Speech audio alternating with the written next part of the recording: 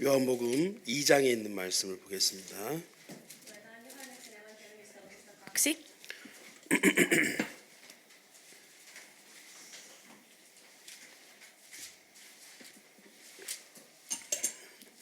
요한복음 2장 13절부터 보겠습니다. Johanneksen evankeliumi luku 2 jae 13. 유대인의 유월절이 가까운지라 예수께서 예루살렘으로 올라가셨더니 Juutalaisten pääsiäisjuhla oli tulossa ja Jeesus lähti Jerusalemiin. 성전 안에서 소와 양과 비둘기 파는 사람들과 돈 바꾸는 사람들의 앉은 것을 보시고 Hän näki temppelissä kauppiaita, jotka myyvät härkiä, lampaita ja kyyhkysiä. Siellä istui myös rahanvaihtajia. 노끈으로 채찍을 만드사 양이나 소를 다 성전에서 내어 쫓으시고 돈 바꾸는 사람들의 돈을 쏟으시며 상을 엎으시고 Jeesus teki nuorenpätkistä ruoskan ja ajoi heidät kaikki temppelistä lampainen ja härkineen. Hän paiskasi vaihtajien rahat maahan ja kaatoi heidän pöytänsä. 비둘기 파는 사람들에게 이르시되 이것을 여기서 가져가라 내 아버지의 집으로 장사하는 집을 만들지 말라 하시니 Kyyhkysten myyjille hän sanoi, viekää lintunne pois, älkää tehkö isäni talosta markkinapaikkaa. 제가 성경 말씀에 주의전을 삼아 열심히 나를 함키라 한 것을 기억하더라. Silloin opetuslapset muistivat, mitä kirjoituksissa sanotaan. Kiivaus sinun temppelisi puolesta kuluttaa minut. 이에 유대인들이 대답하여 예수께 말하기를 네가 이런 일을 행하니 무슨 표적을 우리에게 보이겠느냐.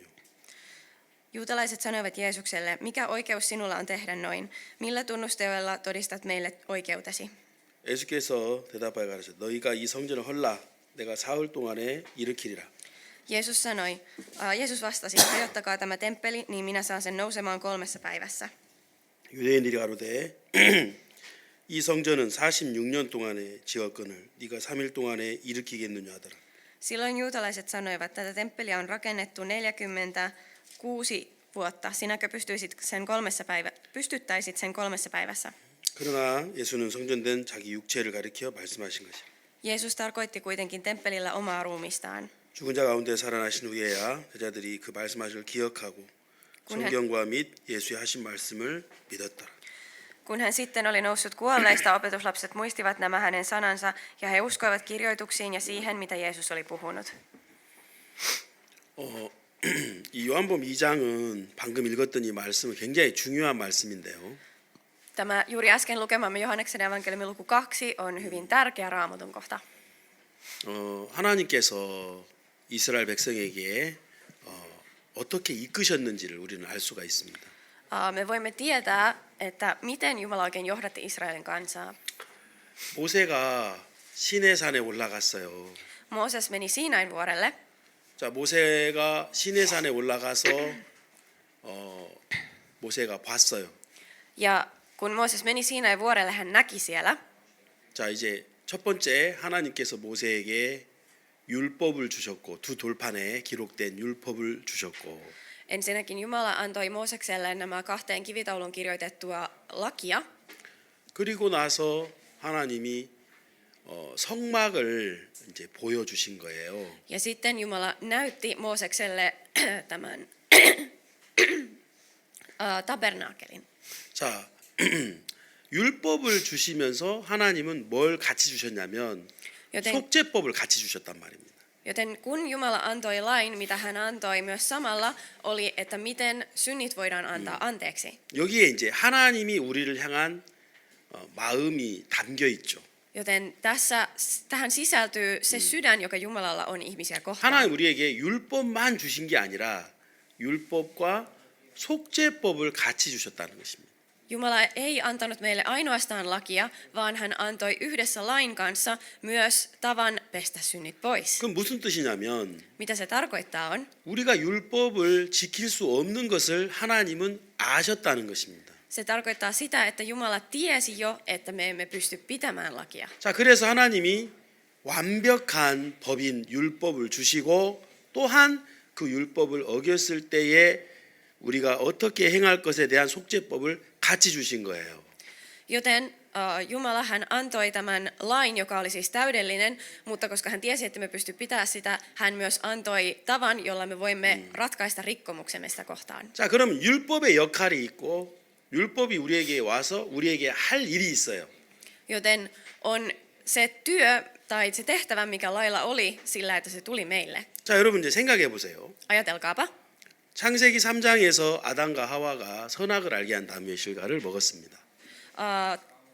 Ensimmäisessä Mooseksen kirjassa luvussa 3 Aadam ja Eeva syövät hyvän ja pahan tiedon puusta, jonka kautta he saivat tiedon siis hyvästä ja 자, pahasta. 성경은 뭐라고 이야기했냐면 죄가 세상에 들어왔다라고 돼 있어요. Ja mitä Raamattu sanoo siitä on, että synti tuli maailmaan. 자, 여러분, 죄는 하나님과 우리 사이를 갈라놓았어요. Ja synti on siis erottanut meidät Jumalasta. 예. 그러니까 이제 아담과 하와는 그 현장에 있었어요. 범죄의 현장에 있었단 말입니다. Ja Adam ja Eeva, he olivat siis siellä itse tekopaikalla silloin, kun tämä tapahtui, 자, 그래서 이제 알아요. joten he tietävät, 아, 우리가 죄를 지었다. me olemme tehneet syntiä. 이 죄로 인하여 하나님과 우리의 관계가 멀어졌다. Ja tämän synnin takia meidän ja Jumalan välinen suhteemme on rikkoutunut tai loitontunut. 그걸 아담과 하와가 정확하게 알아요. Ja Adam ja Eeva tiesivät sen täsmälleen. 그리고 성경에 읽어보면 아담과 하와는 정확하게 하나님으로 말미암아 그 문제를 해결을 받아요. Ja myös Adam ja Eeva saavat siihen ratkaisun Jumalalta. 근데 이제 아담의 후손들은 Mutta Adamin jälkeläiset, 그 현장에 없었기 때문에 koska he eivät olleet siellä itse tekopaikalla, 아담의 후손들은 자기들이 범죄를 하거나 자기들이 죄를 가져온 게 아니고 아담으로 말미암아 죄가 들어와 버렸기 때문에 ja koska synti ei tullut maailmaan heidän tekojensa, heidän rikkomustensa kautta, vaan Aadamin teon kautta, 자, 그러니까 아담의 후손들은 태어날 때부터 이미 죄를 가지고 태어나잖아요. kaikki Aadamin jälkeläiset hän syntyivät ja syntyvät jo syntisessä tilassa. 그래서 우리는 기본 지식이 없어요.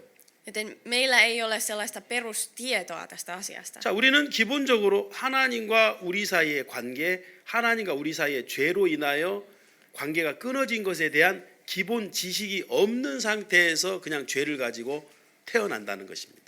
Me synnymme sellaisessa tietämättömässä tilassa tästä asiasta siitä, että mikä meidän tilamme on suhteessa Jumalaan, ja me vain synnymme syntisinä. 자, 근데 이제 하나님은 그 모든 상황을 아시죠? 하나님 편에서. Mutta Jumala taas omalta puoleltaan tietää tietysti koko ajan 네. tämän tilanteen, vai mitä? 근데 이제 우리는 모르는 겁니다. Mutta me emme tiedä, 우리는 그냥 태어날 때부터 이런 상태로 태어났기 때문에 koska me olemme syntyneet tällaisessa tilassa. 지금 현재 있는 이런 상태가 우리는 정상이라고 생각을 하는 거예요. Niin me ajattelemme, että se tila, missä me olemme, on normaali tila. 자, 여러분, 저는 한국에서 31년을 살다가 핀란드에 왔습니다. Minä elin Koreassa ensimmäiset 31 vuotta elämästäni, jonka jälkeen muutin Suomeen. 그러니까 저는 한국 사람이죠. Joten minä olen korealainen, vai mitä? 한국 사람인데 내가 핀란드에 살고 있는 거예요. Ja vaikka minä olen korealainen, minä elän silti Suomessa. 근데 이제 우리 아들 둘은 아주 어릴 때 핀란드를 왔어요. Mutta minun 2 poikaani taas saapuivat Suomeen silloin, kun he olivat vielä hyvin pieniä. 우리미는 4살 때, 우빈이는 5개월 때 왔단 말입니다. Urim tuli silloin, kun hän oli vasta 4-vuotias, ja Upin tuli silloin, kun hän oli 5 kuukautta vanha. 우빈이는 거의 핀란드에서 태어난 거랑 똑같아요. Joten Upinin tilanne on oikeastaan melkein se, kuin hän olisi syntynyt Suomessa. 자, 그러니까 저랑 똑같은 한국 사람인데 Ja vaikka he ovatkin samalla tavalla korealaisia kuin minä, 나하고 우리 아들들하고 대화를 해보면 굉장히 달라요. mutta kun minä keskustelen heidän kanssaan, voin huomata, että meissä on hyvin suuri ero. 나는 한국이라는 기본 지식을 가지고 있는 상태에서 여기 왔고요. Minä olen tullut tänne sellaisella perustiedolla korealaisuudesta ja Korean kulttuurista. 또 우리 아들들은 한국에 대한 기본 지식이 없는 상태에서 핀란드에 왔어요. Mutta taas minun poikani ovat tulleet tänne ilman sellaista perustietoa. 예, 그것처럼 Samalla tavalla 아담과 하와는 실제로 범죄를 했고 그 범죄로 말미암아 죄가 들어왔고 그 죄로 말미암아 하나님과 아담과 하와 사이가 끊어진 것을 아담은 정확하게 그때 있었기 때문에 알아요. Joten Adam ja Eeva, he kummatkin tietävät tarkalleen sen, että mitä tapahtui, koska siinä kun he tekivät sen synnin, silloin synti tuli maailmaan, he olivat siis siellä paikalla, ja he tietävät myös, että mitä tapahtui heidän ja Jumalan väliselle suhteelle. 그런데 아담의 후손들은 Mutta Aadamin jälkeläiset, 우리도 포함됩니다. mekin siis kuulumme niihin, 자, 아담의 후손들은 이 부분에 대한 우리는 사전 지식이 없어요. kaikilla Aadamin jälkeläisillä heillä ei enää ole sellaista samanlaista perustietoa. 그러니까 우리는 하나님과 이미 끊어진 상태에서 죄를 가지고 태어났기 때문에 Ja koska me olemme syntyneet jo valmiiksi niin, että meillä on se synti, 이게 정상으로 우리는 여긴다는 것이죠. me pidämme sitä normaalina. 자, 그러면 우리는 어떤 의지가 없냐면 우리는 하나님과의 관계를 회복하려는 의지가 우리에게 없어요. Ja minkälaista tietynlaista tahtoa meillä ei ole tahtoa palauttaa meidän suhdettamme sellaiseksi, minkälainen se oli alun perin 왜 Jumalan 이렇게 kanssa. 태어났기 때문에 Miksi? Koska me olemme syntyneet näin. 이렇게 이게 정상이라고 생각하는 거예요. Joten me ajattelemme, että tämä on se normaali tila. 근데 하나님이 아신다는 거예요. Mutta Jumala tietää.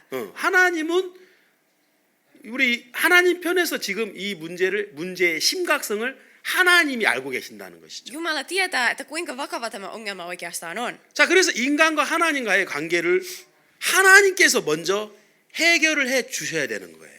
Joten Jumalan tulee ensin omalta puoleltaan ratkaista tämä ongelma. 자, 그래서 하나님이 먼저 인간에게 보낸 게 뭐냐면 율법이라는 것이죠. Joten sen takia, mikä oli ensimmäinen asia, minkä Jumala antoi ihmiselle, oli laki. 자, 율법을 인간들이 받을 때에 Ja silloin, kun ihmiset vastaanottivat Jumalan lain, 인간들의 마음속에 율법을 지킬 수 있다는 마음을 가지고 있었단 말입니다. heillä oli vielä silloin se sydän, että he luulivat pystyvänsä pitämään lain. 자, 근데 율법이 온 첫날 Mutta siinä ensimmäisenä päivänä, kun laki tuli, 3,000명이 죽어요. itse asiassa 3000 ihmistä kuoli. 사실은 그 율법이 그날 이스라엘에게 갔다면 모든 이스라엘은 모세 빼고 다 죽어야 됩니다. Itse asiassa, jos Mooses olisi antanut ne lain taulut kansalle siinä päivänä heti tuosta noin vain, niin koko Israelin kansa olisi varmaan kuollut lukuun ottamatta Moosesta itseään. 그래서 모세가 그 두 돌판을 바닥에 던지면서 깨뜨리죠. Ja sen takia Mooses vihoissaan heittää ne 2 kivitaulua maahan niin, että ne 자, murskavat. 율법이 땅에 내려오자마자 Joten heti kun Mooses saapui niiden lentojen kanssa alas vuorelta, 인간의 죄가 드러난다는 것입니다. ihmisen synti tuli jo esiin. 예, 인간의 죄가 드러나는 거예요. Ihmisen synti tuli esiin. 자, 그래가지고 인간의 죄가 딱 드러나니까 Ja koska ihmisen synti tuli heti esiin, 사람들이 그동안은 모르고 살았어요. ihmiset sitä ennen olivat eläneet tietämättöminä tästä. 내가 죄가 있는지, Onko heillä syntiä? 내가 하나님과의 문제가 있는지. Onko minulla ongelma Jumalan kanssa? 율법은 두 가지 타입으로 십계명을 보면은 두 가지 타입으로 되어 있는데 Jos katsomme lakia, niin siinä on ikään kuin 2 eri tyyppiä. 하나는 하나님과 인간 사이의 죄를 말하는 부분이고 Siellä puhutaan synnistä, joka on ihmisen ja Jumalan välillä. 다른 부분은 사람과 사람 사이의 죄를 말하고 있어요. Ja taas toiset lait puhuvat siitä, mikä on syntiä ihmisten välillä. 예를 들면 나 외에 다른 신을 두지 말라. Esimerkiksi älä pidä muita jumalia kuin minä. 이거는 하나님과 인간 사이에 관계된 법이잖아요. Tämähän on laki, joka liittyy ihmisen ja Jumalan väliseen suhteeseen. 내 이름을 망령되이 일컫지 말라. Äläkä käytä nimeäni turhaan, älä käytä Herran nimeä turhaan. 그렇죠? 그리고 나 외에 다른 신을 두지 말라. Älä pidä muita jumalia kuin minua. 그다음에 안식일을 기억하여 거룩히 지켜라. Ja pidä sapatti, pidä sitä pyhänä. 자, 이런 법들은 Tällaiset lait, 1계명에서 4계명까지의 법은 뭘 의미하고 있냐면 하나님과 인간 사이의 관계의 법이고요. ensimmäiset 40 käskystä liittyvät ihmisen ja Jumalan väliseen suhteeseen. 그리고 또 나머지 법은 이제 사람과 사람 사이에 뭐 도둑질하지 말라, 거짓 증거하지 말라, 네 이웃의 집을 탐내지 말라, 살인하지 말라, 뭐 간음하지 말라 이런 말들은 사람과 사람 사이의 관계를 말하는 거예요. Ja sitten siitä seuraavat lait taas liittyvät siihen ihmisten väliseen suhteeseen. 그러니까 하나님은 그 율법을 통해서 인간들에게 드러내고 싶은 겁니다. 가르쳐주고 싶은 겁니다. Joten Jumala halusi näiden lakien kautta tuoda ihmisille esille ja opettaa heille jotain. 단순히 이 세상 안에서 인간 사이에서의 어떤 범죄뿐만이 아니라 Ei ainoastaan rikkomukset täällä maan päällä meidän ihmisten välillä, 하나님과 너 사이에도 이 관계가 이미 깨졌다는 것을 하나님이 가르쳐 주시는 거죠. vaan Jumala halusi opettaa, että myös meidän ihmisten ja Jumalan välinen suhde on rikkoutunut. 자, 그래서 이제 율법이 내려왔습니다. Joten laki siis tuli 자, 그래서 인간들이 이제 죄가 드러났어요. ja ihmisten synti tuli esiin. 자, 그러면서 하나님이 진짜 인간들에게 주고 싶은 게 뭐냐면 Ja mikä oli oikeasti se, minkä Jumala halusi ihmisille antaa? 성막이었다는 것입니다. Se oli itse asiassa tämä pyhäkkö, tämä tabernaakkeli. 그래서 이제 성막을 딱 지어서 Joten he tekivät tämän telttamajan. 성막으로 와라 이거예요. Ja se tarkoitti sitä, että tulkaa sinne pyhäkköön. 이제 이해되셨죠? Ymmärrättehän? 그 성막을 이제 성막으로 사람들을 이끌기 위해서 Ja jotta ihmiset saataisiin tulemaan sinne tabernaakkeliin, 율법을 주신 거예요. heille annettiin laki. 자, 그래서 이제 인간들이 범죄를 깨닫고 Ja kun ihmiset sitten tajusivat 예, rikkomuksensa, 성막 안으로 들어옵니다. he tulevat sinne pyhäkköön. 그렇죠? 에게? 성막 안으로 들어와서 He tulevat sinne pyhäkköön 이제 거기서 이제 속죄 제사를 드립니다. ja siellä he antavat syntiuhrin. 예, 그리고 물두멍을 통과하고 Ja sitten he siirtyvät tälle vesialtaalle, joka siellä on, 예, 그리고 나서 이제 지성소 안으로 들어가죠. ja pääsevät sisälle pyhimpään, 예. pyhään paikkaan. 예, 자 이제 그 성막 안에 그 밖에 뜰이 있고 성소가 있고 지성소가 있어요. Joten se pyhäkkö muodostuu niin, että siinä on aluksi se aidattu niin kuin piha-alue, jonka sisällä on pyhin ja sen jälkeen vielä kaikkein pyhin. 깔겜 bühin. 그러니까 그렇게 이제 그 거룩한 거기 그 지성소에서 하나님과 인간이 만나는 거예요. Ja tämä kaikkein pyhin on se paikka, missä ihminen ja Jumala kohtaavat toisensa. 자, 그러니까 하나님이 인간을 만나고 싶은 거예요. Joten Jumala halusi siis kohdata ihmisen, 근데 이제 어디서 만날 수 있냐면 하나님은 mutta missä ainoastaan Jumala voi kohdata ihmisen on? 지성소에서 만나는 거예요. Hän kohtaa tämän kaikkein pyhimmässä. 자, 그러면 지성소에는 누가 들어갈 수 있냐면은 Ja kuka pääsee sisälle kaikkein pyhimpään? 자, 첫 번째 속죄 제사를 드린 사람이에요. Tällainen, joka on antanut sen syntiuhrin 자, ensinnäkin. 그리고 제사장이 들어가는 거예요. Ja itse asiassa ainoastaan pappi menee sinne. 제사장은 누구냐면 성막 안에 살고 있는 사람이죠. Ja kuka pappi on? Hän on ihminen, joka elää siellä pyhäkössä. 자, 이제 이것이 이제 성막의 아우트라인이에요. Joten tämä on ikään kuin se pyhäkön, niin kuin minkälainen se on. 자, 근데 이 성막은 텐트로 지었단 말이에요. Ja tämä pyhäkkö, se oli siis alun perin teltta. 그러니까 영구적이지가 않은 거예요. Joten se ei ollut pysyvä. 그래서 다윗 시대에 Joten Daavidin aikaan 다윗이 어느 날 하나님 앞에서 이제 큰 깨달음을 가져요. eräänä päivänä Daavid tajusi jotain suurta Jumalan edessä. 내가 살고 있는 이 나의 성은 이렇게 화려한데 Tämä linna, jossa minä elän, tämä palatsi on näin mahtava ja upea. 하나님의 성전이 저렇게 텐트로 되어 있어야 되겠느냐. Joten käykö se, että Jumalan asuinpaikka, pyhäkkö on tuollainen teltta? 그러면서 이제 성전을 짓기로 마음을 정해요. Joten hän sitten päättää, että meidän pitää rakentaa temppeli Jumalalle. 성전. Temppeli. 이제 텐트로 진 성막 말고 Ei enää tällainen telttamaja. 자, 그러면서 이제 이 성전을 어떻게 지을 건지에 대한 하나님으로부터 계시를 받아요. Ja sitten hän saa taas Jumalalta ilmoituksen, että miten hänen tulee rakentaa tämä temppeli. 그리고 그걸 지을 수 있는 준비를 해요. Ja sitten hän valmistelee sen rakentamista. 그리고 다윗의 아들인 솔로몬이 왕이 되었을 때 Ja sitten kun Daavidin pojasta Salomosta tuli kuningas, 솔로몬 시대 때 이 성전이 지어집니다. 46년 동안.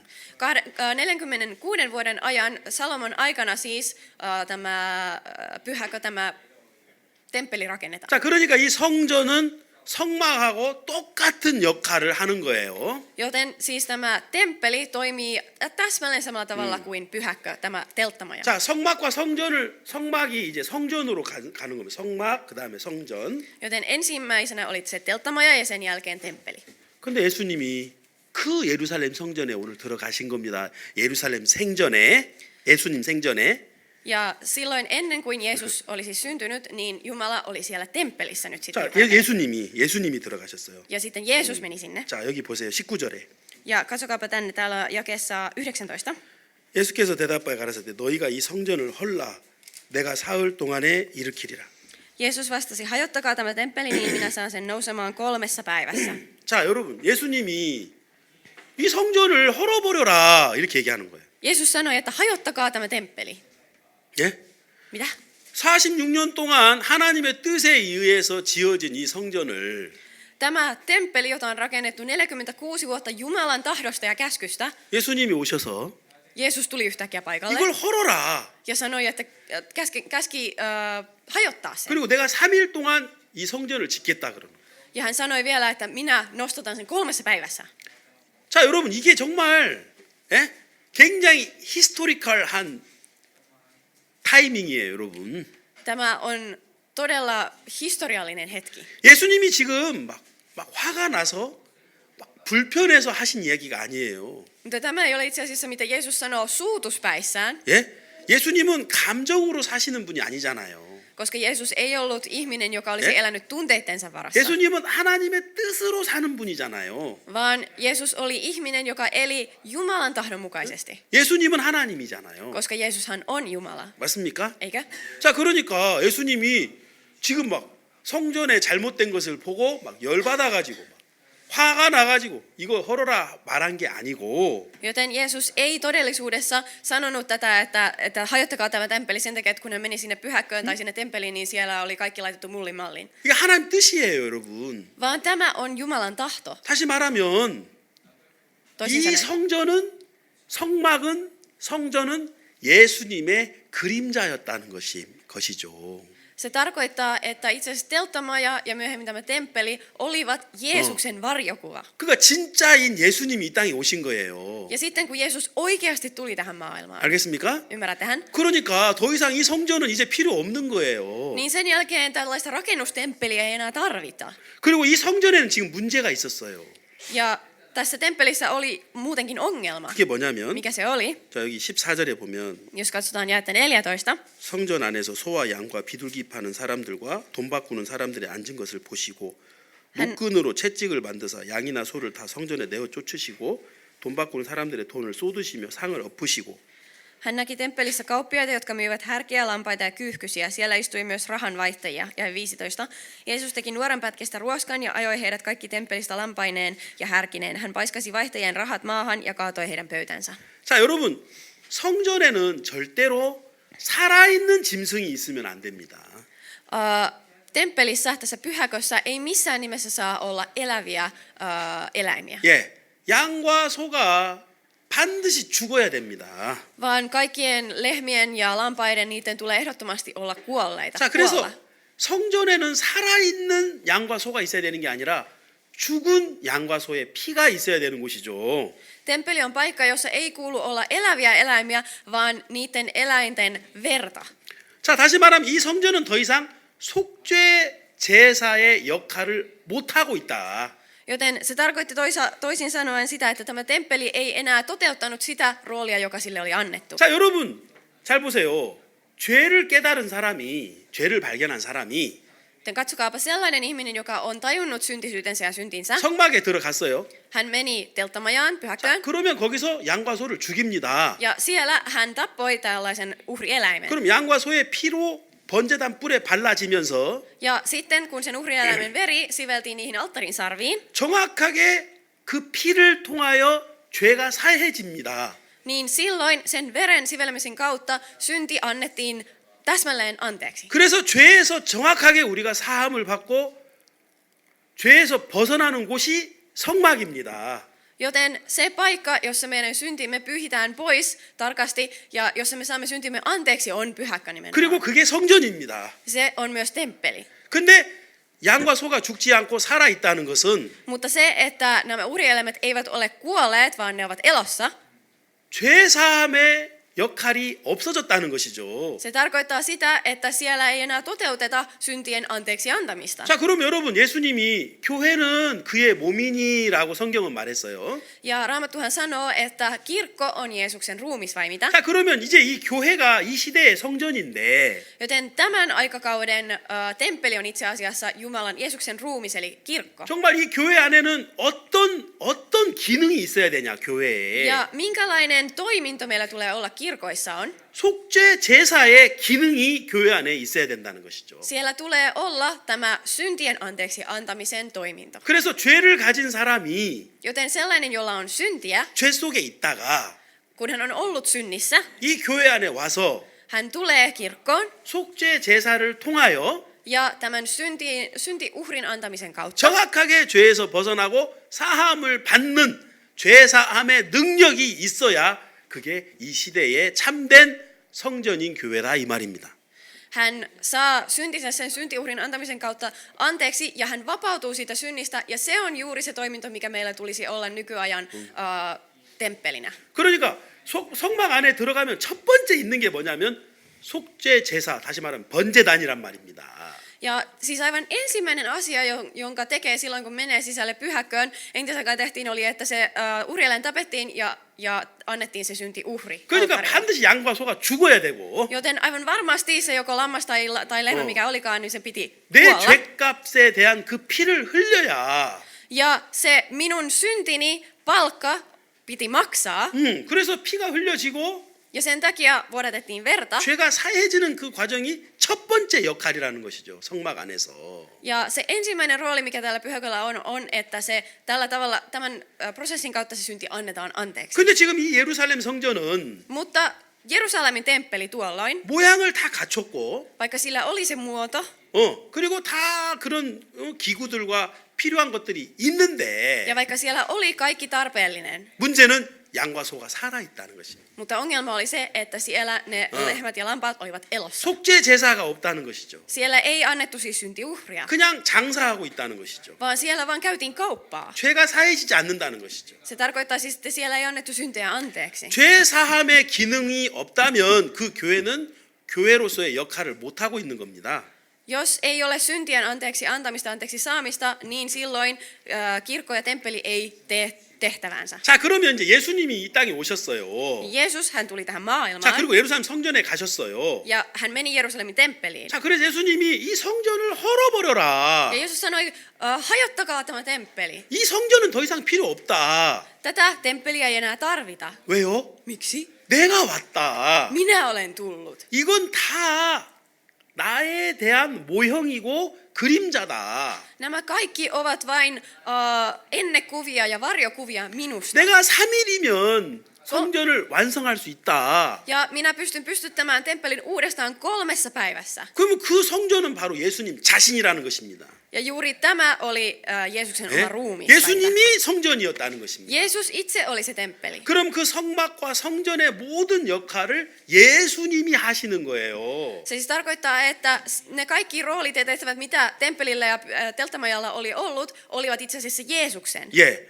자, 그러면 이스라엘 백성이 성막 안에 들어가서 이제 거룩하고 거기서 하나님을 만나는 것처럼 Joten samalla tavalla kuin israelilaiset aikanaan menivät tällaiseen telttamaan tai pyhäkköön niin, että he saivat syntinsä anteeksi ja pystyivät kohtaamaan Jumalan. 우리가 예수님 안으로 들어가면 Jos me menemme Jeesukseen, 자, 예수님 안에서 우리가 거룩해지고 Jeesuksessa meistä tulee pyhiä. 예수님 안에서 우리가 의롭게 되고 Ja Jeesuksessa meistä tulee vanhurskaita. 예수님 안에서 우리가 하나님을 만나는 것입니다. Ja Jeesuksessa me kohtaamme Jumalan. 자, 여러분 우리 히브리서에 있는 말씀 잠깐 보겠습니다. Katsotaan kirjettä hebrealaisille. 히브리서 9장에 보면은 Hebrealaiskirje luku 9.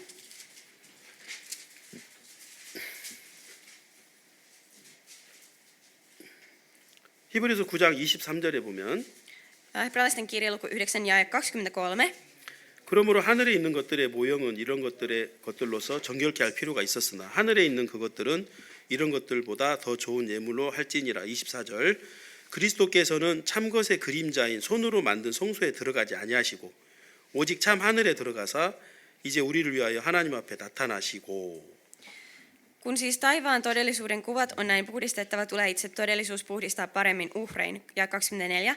Kristus ei mennytkään ihmiskäsin tehtyyn pyhäkköön, joka on vain todellisen pyhäkön kuva, vaan itse taivaaseen ollakseen nyt Jumalan edessä puhumassa meidän puolestamme. 자, 여기 11절에 보면 9장 11절 Ja katsotaan Luka 9 ja 11 vielä.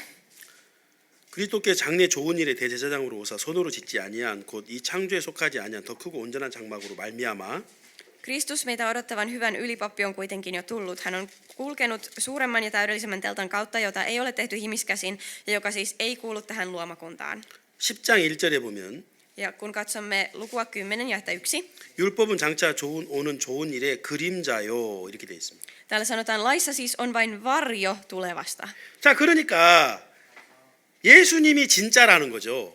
Tämä siis tarkoittaa, että Jeesus oli se, mikä on 자, todellista. 그러면 이제 어떤 손으로 지은 성소나 성전은 성막이나 성전은 사실은 그림자였다. Ja nämä ihmiskäsin tehdyt telttamaja ja temppeli olivat itse asiassa vain varjokuva hänestä. 자, 그리고 예수님이 이 땅에 오셔서 이제 진짜다. 예수님이.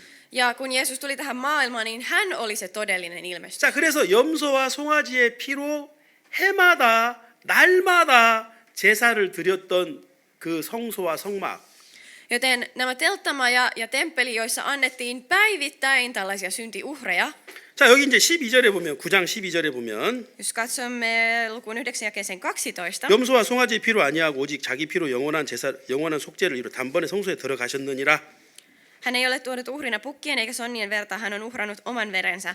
Näin hän on kertakaikkisesti täyttänyt tehtävän, astunut sisään kaikkien pyhimpään ja hankkinut meille ikiajoiksi lunastuksen. 자, 예수님이 이 땅에 오신 뒤로는 Sen jälkeen, kun Jeesus tuli tähän maahan, 자, 이제 예수님이 진정한 성소고 예수님이 진정한 성전이기 때문에 koska Jeesus on todellinen telttamaja ja todellinen temppeli, 이상 더 성막이나 성전이 필요가 없다는 것이죠. niin sen jälkeen näitä ihmiskäsin tehtyjä telttamaja ja temppeliä ei enää tarvita. 자, 그래서 이제 더 이상 이제 염소와 송아지의 피로 그 뿌리는 일시적인 속죄 말고 Eikä enää sellaisia kertakäyttöisiä uhreja, joissa käytetään pukkien ja sonnien verta, 예수님이 자기 피로 vaan Jeesus omalla verellään. 영원한 속죄를 이루시고 Hän täytti ikuisen syntiuhrin. 자, 모세가 하늘에 있는 성막을 보고 이 땅에 모형을 만든 거예요. Ja itse asiassa Mooseskin, hän oli nähnyt siis taivaallisen kuvan tästä telttamajasta ja oli tehnyt mallin sen mukaan. 그러니까 하늘에 있는 저 성소가 진짜 성소고 Joten se, joka on taivaassa, se on se todellinen pyhäkkö. 이 땅에 있는 건 그 하늘에 있는 성소에 대해서 우리에게 보여주기 위한 모형이었다 이 말입니다. Ja täällä maassa oleva telttamaja ja temppeli ovat olleet vain kuva siitä. 이해되시죠? Ymmärrättehän? 자, 그래서 예수님이 이 땅에 오셔서 Joten kun Jeesus tuli tähän maailmaan, 성전을 가셔야 되는 겁니다. niin hänen piti mennä sinne temppeliin. 그래서 이제 성전의 효력을 끝내야 됩니다, 예수님이. Ja hänen pitää päättää se temppelin aikakausi. 왜? Miksi? 이제 예수님이 오셨기 때문에. Koska Jeesus itse on nyt tullut. 이제는 성전 시대가 아니다. Ei ole enää temppelin aikakausi. 선포하신 거예요. Joten hän ilmoitti sen. 자, 예수님이 이제 자기의 육체를 십자가에 들이심으로 인하여 Ja sen kautta, että Jeesus antoi itse oman ruumiinsa ja verensä ristillä, 이제 하늘에 있는 진짜 성소에 예수님이 영원한 속죄를 이루실 것을 우리에게 보여주시는 거예요. hän näytti sillä, että hän antaa tämän syntiuhrin siellä taivaallisessa pyhäkössä. 그리고 예수님이 3일 동안 무덤에 계시면서 Ja kun Jeesus oli haudassa 3 päivää, 사망을 온전히 지불하시고 hän maksoi täydellisesti sen kuoleman maksun. 부활하셔서 Ja sitten hän nousi ylös kuolleista. 이제 이 영원한 속죄가 이루어진 것을 우리에게 선포하시는 거예요.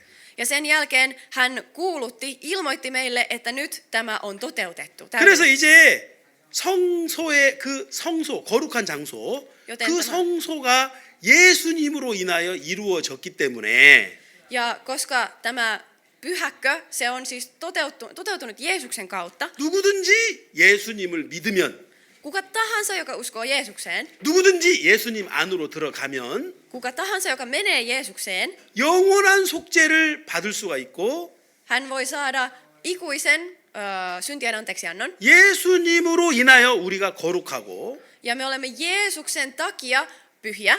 예수님으로 인하여 우리가 하나님과 하나가 되는 것입니다.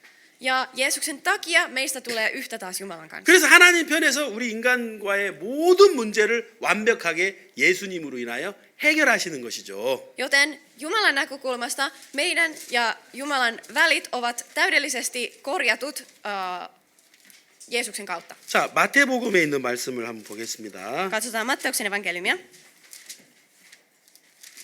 마태복음 28장인데요. Matteuksen evankeliumi luku 27장. 27. 마태복음 27장 Matteuksen evankeliumi luku 27. 50절에 보십시오. Katsokaa jaetta 50.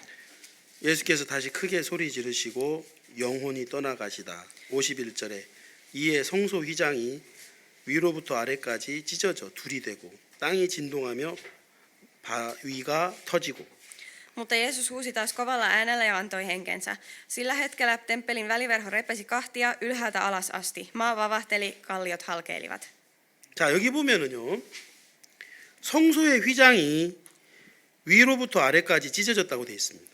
Kun katsomme tämän jakeeseen 51, siinä sanotaan, että temppelin väliverho repesi kahtia. 자, 여러분 이 성소 휘장은 뭘 의미하냐면은 Mitä tämä temppelin väliverho tarkoittaa? 제가 Kuvastaa. 아까 성막을 표현했잖아요. Minähän äsken kerroin teille, minkälainen se pyhäkö oli. 이 성막 안에는 성소가 있고 지성소가 있어요. Ja siellä temppelin alueella on tämä pyhin ja kaikkein pyhin. 자, 그래서 성소하고 지성소를 뭘로 가로막았냐면 휘장이 가로막고 있어요. Ja millä tavalla ne on erotetut muusta maailmasta ja toisistaan on väliverholla. 아무나 못 들어가요, 거기는. Joten sinne ei voi mennä kuka tahansa. 제사장만 들어가는 거예요. Ainoastaan pappi voi mennä sinne 예. itse asiassa. 그 속죄 제사를 통과하고 물두멍을 통과하고 그다음에 그 성소에서의 그 핏부림을 통과하고 나서 들어갈 수 있는 곳이란 말입니다. Se on paikka, jonne tämä pappikin voi mennä ainoastaan sen jälkeen, kun hän on tehnyt nämä tarvittavat vaiheet, antanut syntiuhrin ja käynyt peseytymässä sillä vesialtaalla ja pirskotellut verta ja näin päin pois. Vasta sitten hän voi mennä sinne. 근데 그 휘장이 위에서부터 아래로 찢어졌다는 것이죠.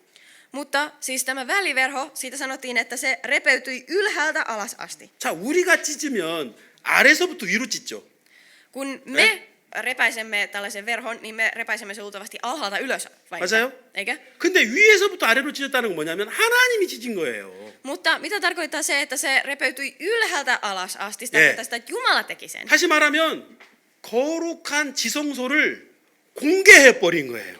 Se tarkoittaa siis toisin sanoen, että Jumala ikään kuin esitteli tämän, toi niin kuin esiin tämän kaikkein pyhimmän. 이제 누구든지 들어와라 이 말입니다. Se tarkoittaa sitä, että kuka tahansa voi tulla tänne. 더 이상 구분할 필요가 없다는 것이죠. Sitä ei enää tarvitse erottaa kaikesta 왜요? muusta. Miksi? 영원한 속죄가 이루어졌다. Koska ikuinen syntiuhri on annettu. 자, 여러분 이제 여러분이 알아야 되는 게 뭐냐면 Joten mitä teidän tulee tietää on, 성막이나 성전의 특별한 장소만 이제 거룩한 게 아니라 joten enää ei ole se, että tämä kaikkein pyhin tai kaikkein pyhin on vain ainoastaan se pyhä paikka. 우리의 죄를 사하기 위해서 거길 가야만 했지만 Joten ennen ihmisen piti mennä sinne, jotta hän voisi saada syntinsä 자, anteeksi. 이제는 예수님으로 인하여 새로운 성전이 열린 거예요.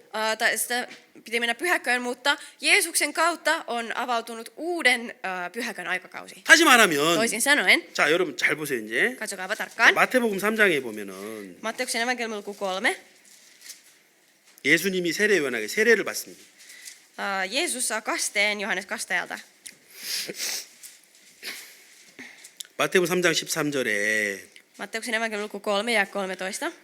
이때 예수께서 갈릴리로서 요단강에 이르러 요한에게 세례를 받으려 하신대 Silloin Jeesus tuli Galileasta Jordanille Johanneksen kastettavaksi. 요한이 말려 가로되 내가 당신에게 세례를 받아야 할 때 당신이 내게로 오시나이까 Johannes esteli ja sanoi, sinäkö tulet minun luokseni, minunhan pitäisi saada sinulta kaste. 예수께 대답하여 가라사대 이제 허락하라 우리가 이와 같이 하여 모든을 이루는 것이 합당하니라 하신대 이에 요한이 허락하는지라. Mutta Jeesus vastasi hänelle, älä nyt vastustele, näin meidän on tehtävä, jotta täyttäisimme Jumalan vanhurskaan tahdon. Silloin Johannes suostui hänen pyyntöönsä. 예수께서 세례를 받으시고 곧 물에서 올라오실새 하늘이 열리고 하나님의 성령이 비둘기같이 내려 자기 위에 임하심을 보시더니 Kun Jeesus oli kastettu, hän nousi heti vedestä. Samassa taivaat aukenivat ja Jeesus näki Jumalan hengen laskeutuvan kyyhkysen tavoin ja asettuvan hänen päälleen. 자, 여러분 여기서 하늘이 열렸다는 말이 있잖아요.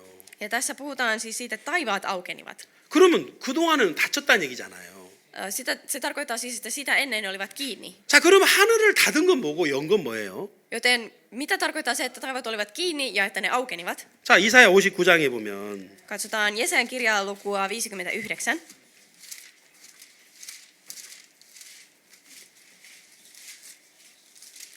이사야서 59장 1절에 Jesajan kirja luku 59 jae 5. 1절. Anteeksi, jae 1. 뒤시킵니다. 위백산 야의 육시 여호와의 손이 짧아 구원치 못하심도 아니요 귀가 둔하여 듣지 못하심도 아니라 Ei Herran käsi ole lyhyt pelastamaan, eikä hänen korvansa kuuro kuulemaan. 오직 너희 죄악이 너희와 너희 하나님 사이를 내었고 너희 죄가 그 얼굴을 가리워서 너희를 듣지 않으시게 함이니 Ei vaan teidän rikkomuksenne erottavat teidät Jumalastanne, teidän syntinne ovat saaneet hänet kääntymään pois niin, ettei hän teitä kuule. 자, 그러니까 하나님과 우리 사이를 가로막은 것은 죄였다 이겁니다. Joten se, mikä tukki meidän ja Jumalan välimme, oli synti. 자, 그러니까 아담 한 사람으로 말하면 죄가 세상에 들어오고 Joten Aadamin kautta synti tuli maailmaan, 그날 하늘이 닫힌 거예요. ja siinä päivänä taivaat sulkeutuivat. 근데 그 하늘을 누가 열었냐면 Mutta kuka avasi nämä taivaat taas? 예수님이 연 거예요. Jeesus avasi ne. 요한에게 세례를 받으면서 Kun hän sai vastaanotti tämän kasteen Johannekselta, 요한에게 세례를 받은 목적이 뭐예요? mikä oli se tarkoitus sille, että hän vastaanotti kasteen Johannes Kaskatajalta? 모든 의를 이루는 것이 합당하니라. Hän sanoi, että nämä meidän on tehtävä, jotta täyttäisimme Jumalan vanhurskaan tahdon. 자, 요한이 세례를 베풀면 Joten jos Johannes Kastaja antaa Jeesukselle kasteen, 모든 의가 이루어진다는 거예요. silloin kaikki vanhurskaus täytetään. 무슨 말입니까? Mitä se tarkoittaa? 자, 모든 죄가 예수님께 넘어간다는 얘기죠. Se tarkoittaa sitä, että kaikki synnit siirtyvät Jeesukselle. 자, 그러니까 그 죄가 예수님께 넘어가 버렸기 때문에 Ja koska nyt Jeesukselle on siirretty kaikki synnit, 하늘이 열린 거예요. niin silloin taivaat aukenivat. 자, 그리고 예수님 십자가에 죽으면서 Ja kun Jeesus kuoli ristillä, 죄의 싹시 사망이니까 koska synnin palkka on kuolema, 죄값이 지불됐기 때문에 ja koska nyt se synnin palkka oli maksettu, 번제단에 피가 발라졌기 때문에 ja koska sen ikään kuin alttarin sarviin oli nyt siveltystä Jeesuksen verta, 이해되시죠? ymmärrättehän? 자, 그래서 지성소의 휘장이 성소의 휘장이 위에서부터 아래부터 찢어진 거예요. Silloin tämän pyhäkön se väliverho repeytyi ylhäältä alas. 더 이상 거기만 거룩한 게 아니라 Joten toisin sanoen ei enää ainoastaan se paikka ole 이 pyhä, 땅에 거룩이 임한 거예요. vaan pyhyys tuli koko tähän maailmaan. 자, 그래서 그 예수님을 영접하면 Joten jos me hyväksymme sen Jeesuksen, 그 예수님을 믿으면 jos me uskomme siihen Jeesukseen, 그 예수님을 받아들이면 jos me vastaanotamme sen Jeesuksen, 자, 여러분 그럼 어떤 일이 일어나냐면 mitä silloin tapahtuu on, 자, 고린도전서 katsotaan ensimmäistä kirjettä korintolaisille, 고린도전서 3장에 보면 ensimmäinen kirje korintolaisille luku 3, 고린도전서 3장 luku 3 16절. ja 16. 자, 고린도전서 3장 16절. 너희가 하나님의 성전인 것과 하나님의 성령이 너희 안에 거하시는 것을 알지 못하느뇨. Ensimmäinen kirje korintolaisille luku 3 ja 16. Ettekö tiedä, että te olette Jumalan temppeli ja että Jumalan henki asuu teissä? 자, 이제 하나님의 뜻은 뭐냐면 Mikä siis on Jumalan tahto? 우리가 성전이 되는 것입니다. Se, että meistä tulee temppeli. 자, 그 예수님을 내가 받아들이면 Jos vastaanotan siis Jeesuksen, 그 예수님의 거룩이 내 안에 들어오기 때문에 koska Jeesuksen pyhyys tulee minuun, 우리가 그 예수님을 믿는 믿음으로 우리가 성전이 되는 거예요. niin silloin uskolla Jeesukseen meistä tulee Jumalan temppeli. 성전은 뭐냐면 하나님이 거하시는 곳이잖아요. Ja mikä on temppeli? Se on paikka, jossa Jumala asuu. 그래서 성령이 우리 안에 거하는 거죠. Ja sen takia siis pyhä henki voi asua meissä. 자, 여러분 그러면 거룩이라는 건 뭐냐면 Mitä tarkoittaa siis pyhyys? 속죄 제사를 통과한 상태예요. Se on se tila, kun me olemme jo läpäisseet syntiuhrin anteeksi antamisen. 자, 여러분 오해하지 마세요. Älkää ymmärtäkö tätä väärin. 거룩하면 우리는 죄를 안 짓는 상태라고 생각하는데 Monet ajattelevat, että pyhä tila on sellainen tila, jossa me emme tee syntiä. 성경적인 거룩은 뭐냐면은 Mutta mitä on raamatullinen pyhyys? 우리는 이미 다 죄인이기 때문에 Koska me olemme jo kaikki syntisiä valmiiksi. 피가 발라진 상태. Niin se on meille se tila, jossa verta on sivelty. 죄값이 지불된 상태. Se tila, että meidän syntimme ovat maksetut. 피가 번제단 뿔에 발라지면 Jos sitä verta sivellään niihin alttarin sarviin, 그게 거룩한 상태. se tila on pyhä tila. 그래서 영원한 효력을 가진 예수 그리스도의 피를 내가 믿으면 Joten jos minä uskon Jeesuksen vereen, joka on siis ikuinen veri, 영원한 속죄를 내가 받으면 jos minä vastaanotan tämän ikuisen syntiuhrin itselleni, 더 이상 우리는 성막을 갈 필요가 없고 성전을 갈 필요가 없다. meillä ei ole enää tarvetta mennä toisen kerran pyhäkköön saamaan syntimme anteeksi. 내 마음이 성전이 되는 거예요. Koska minun sydämestäni tulee se pyhäkkö. 그리스도의 피를 믿는 믿음으로. sillä uskolla Jeesuksen vereen. 내 죄가 영원히 사해진 걸 믿으면 Jos uskon siihen, että syntini ovat ikuisiksi ajoiksi annettu anteeksi, 그래서 그 성전이 내 안에 이루어지고 niin silloin se temppeli toteutuu minussa. 이런 우리가 서로 모여서 Ja kun kaikki tällaiset me kokoonnumme yhteen, 교회를 형성하는 것입니다. me muodostamme yhdessä 그래서 seurakunnan kirkon. 교회는 Sen takia kirkko, 고린도전서 1장 1절에 katsotaan ensimmäisen kirjan korintolaisille, 교회가 lukuun 1. 뭡니까?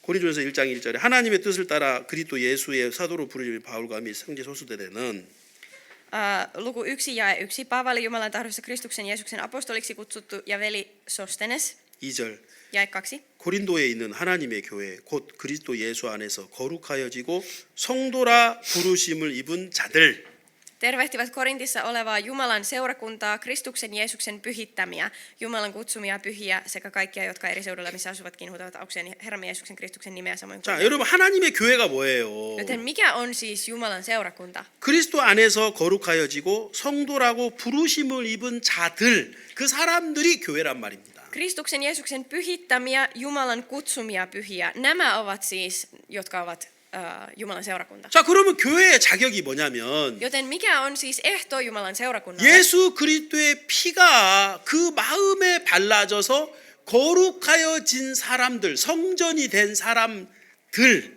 그게 교회예요.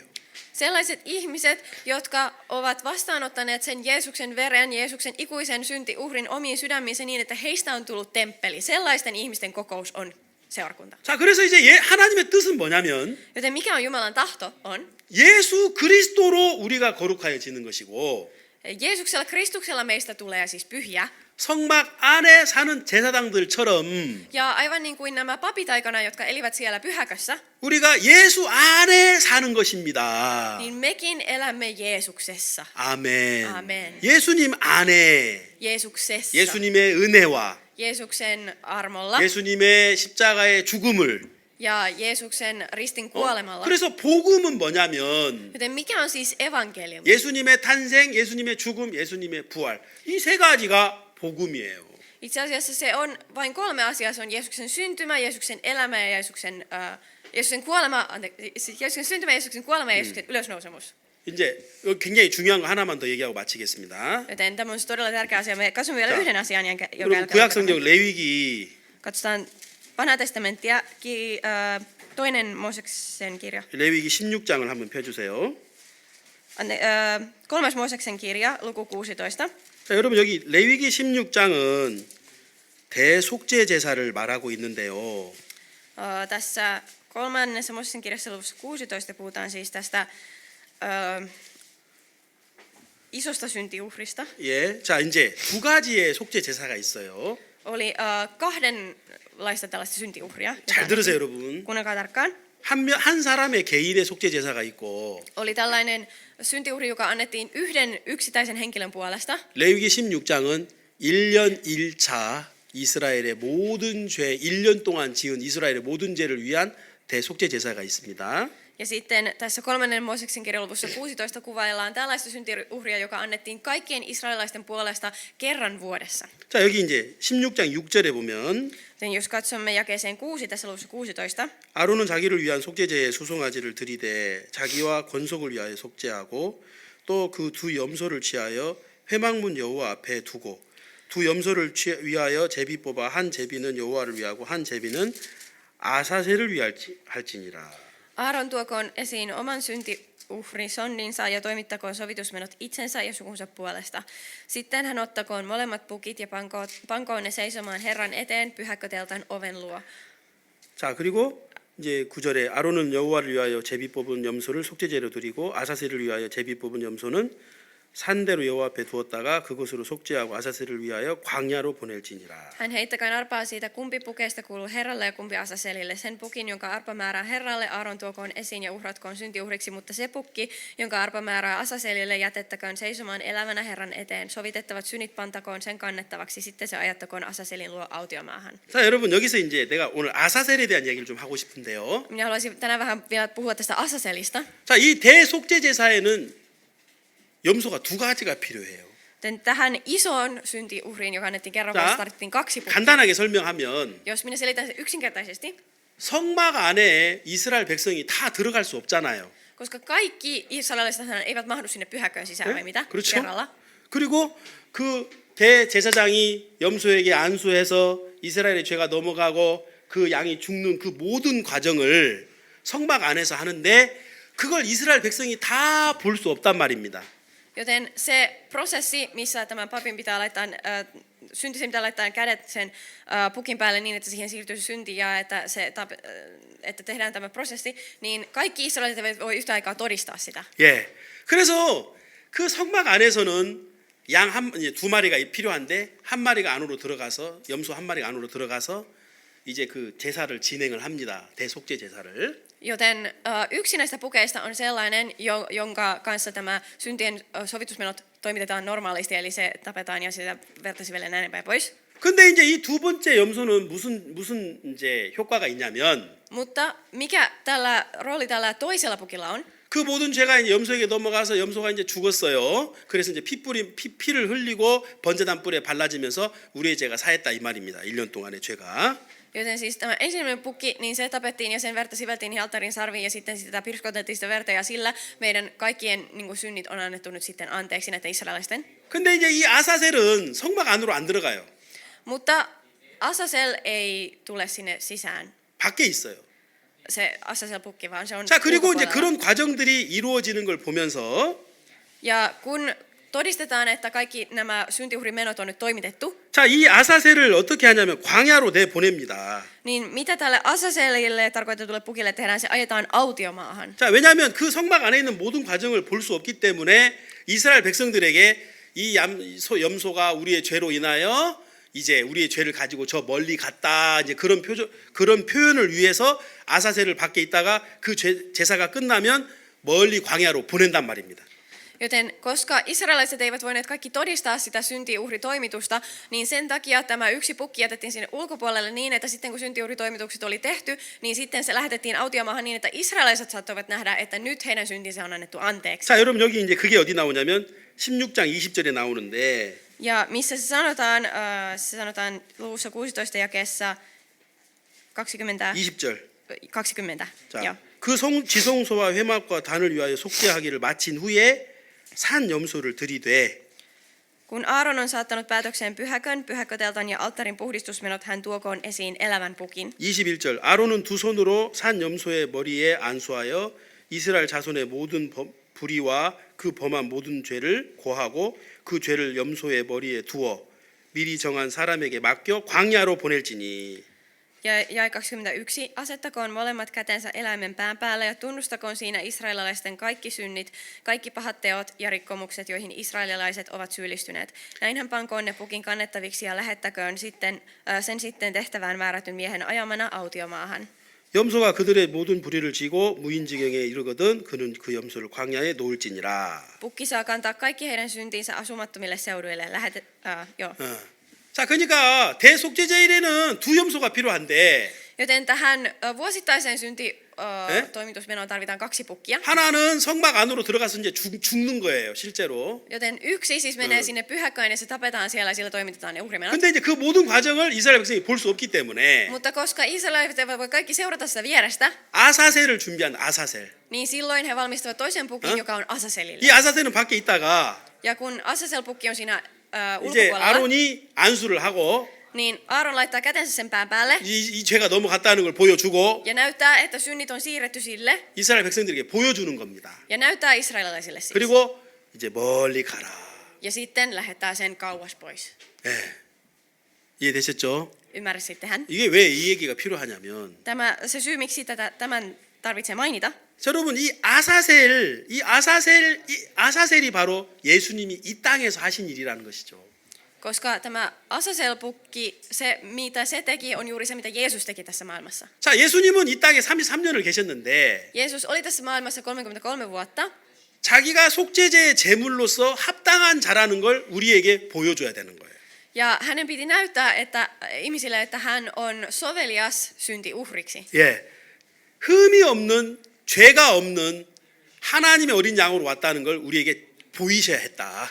Hänen piti näyttää meille, että hän oli täysin virheetön Jumalan Jumalan edessä kelpaava syntiuhri. 그리고 세례 요한에게 안수를 받으셨고 Ja sitten hän sai kasteen Johannes kastajalta. 십자가에 죽으셔야 했다. Ja sitten hänen piti kuolla 자, ristillä. 그리고 실제의 우리의 영원한 속죄는 십자가에서 이루어진 게 아니고 하늘 성소에서 이루어지는 거예요. Ja todellisuudessa meidän syntien anteeksiantomme ei toteutunut maan päällä, vaan taivaallisessa pyhäkössä. 예, 이해되시죠? Ymmärrättehän? 자, 근데 우리가 하늘 성소를 볼 수 없단 말입니다. Mutta me emme pysty näkemään sitä taivaallista pyhäkköä tietenkään, 우리가 하늘 성소를 못 가잖아요. koska me emme voi mennä sinne ja nähdä sitä. 그리고 우리는 죄인이기 때문에 성소에 못 들어가요. Koska me olemme syntisiä, me emme voi nousta sinne. 그래서 예수님 이 땅에서 Joten sen takia Jeesus tässä maailmassa 아사셀로서 이 땅에 오셔서 우리의 모든 죄가 끝난 것을 보이셨다는 것입니다. hän tuli tähän maailmaan ikään kuin Asaselpukkina niin, että hän näytti sen, millä tavalla hän pesee meidän syntimme pois. 아멘. Amen. 자, 그래서 예수님은 이 땅에 오셔서 Joten kun Jeesus tuli tähän maailmaan, 아사셀의 모든 역할을 하신 거예요. hän toteutti sen saman roolin, joka oli Asaselpukina. 그래서 여러분 중요한 건 뭐냐면 Joten mikä on tässä tärkeää, 우리의 죄가 예수님께 넘어갔다는 것입니다. se on se, että meidän syntimme ovat siirtyneet Jeesukseen. 영원한 속죄가 이루어졌다는 Ja 것입니다. se on se, että meidän syntiemme puolesta on annettu ikuinen syntiuhri. 아멘. 아멘. 자, 이제 히브리서로 가겠습니다. Mennään takaisin kirjaiseen 자, 이제 hebrealaisille. 그 부분에 대해서 제가 이제 마무리를 하겠습니다. Ja minä selitän sieltä vielä yhden asian, johon sitten 자, päätän. 히브리서 9장 Hebrealaisten kirje luku 9 11절. ja 11. 그리스도께서 장래 좋은 일의 대제장으로 오사 손으로 짓지 아니한 곧 이 창조에 속하지 아니한 더 크고 온전한 장막으로 말미암아 Kristus meitä odottavan hyvän ylipappi on kuitenkin jo tullut. Hän on kulkenut suuremman ja täydellisemmän teltan kautta, jota ei ole tehty ihmiskäsin ja joka siis ei kuulu tähän luomakuntaan. 염소와 송아지의 피로 아니하고 오직 자기 피로 영원한 속죄를 이루사 단번에 성소에 들어가셨느니라. Hän ei ole tuonut uhrina pukkien eikä sonnien verta, hän on uhrannut oman verensä. Näin hän on kertakaikkisesti täyttänyt tehtävänsä, astunut sisään kaikkien pyhimpään ja hankkinut meille ikiajoiksi lunastuksen. 아멘. Amen. 자, 10장 Ja luku 10 9절.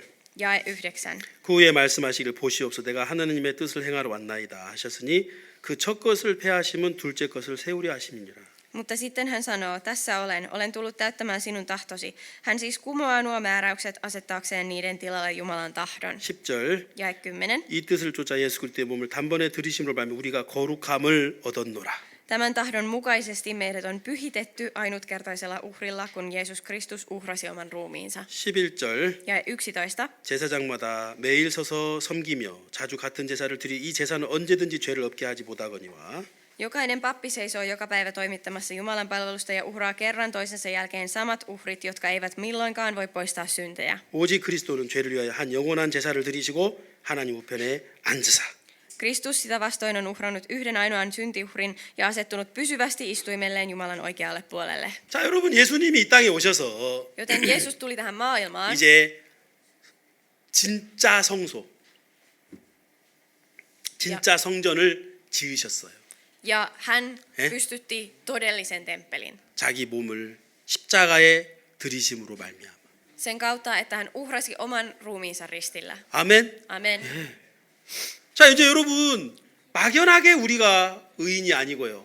Joten me emme ole vaan mututuntumalta vanhurskaita. 막연하게 우리가 거룩한 게 아니라 Emmekä me ole mitenkään epämääräisesti vanhurskaita. 예수 그리스도께서 정확하게 속죄법에 의해서 우리의 죄를 영원히 사했다는 분명한 사실을 여러분이 믿는 것입니다.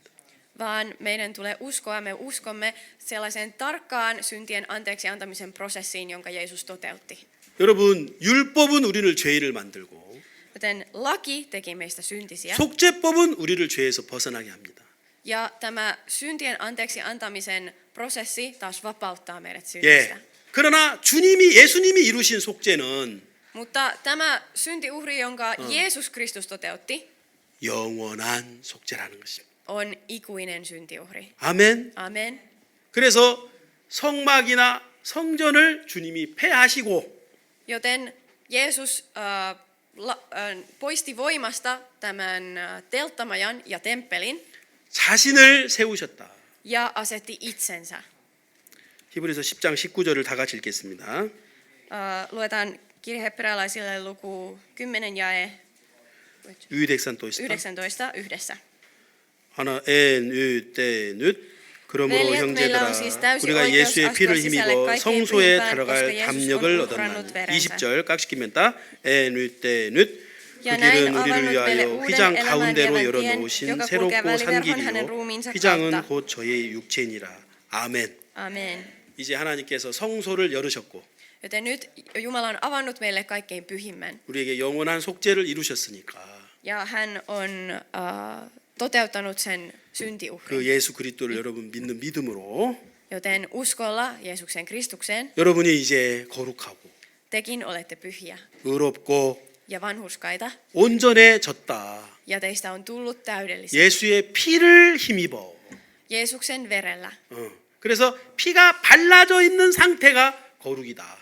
Se, että meihin on sivelty ikään kuin se veri, se tila on pyhyys. 주님께 영광을 돌립니다. Me annamme kaiken kunnian Jeesukselle. 말씀 여기서 마치겠습니다.